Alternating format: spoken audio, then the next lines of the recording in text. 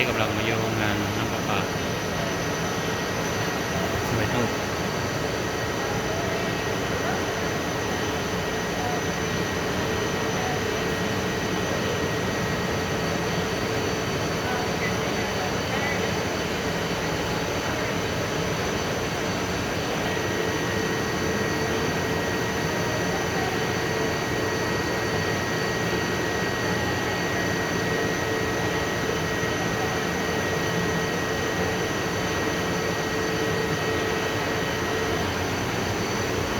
ตอนนี้กำลังมาอยู่ repeat mixing นะครับ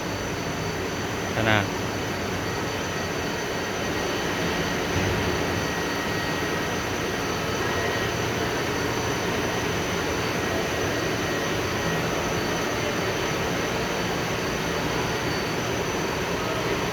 ฟอกโคเลชันอันนี้เป็นฟอกโคเลชันรุ่นสำเร็จรูปเนาะ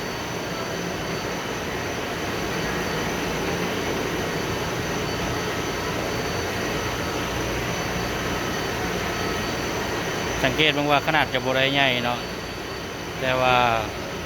กำลังในการผลิตได้หลาย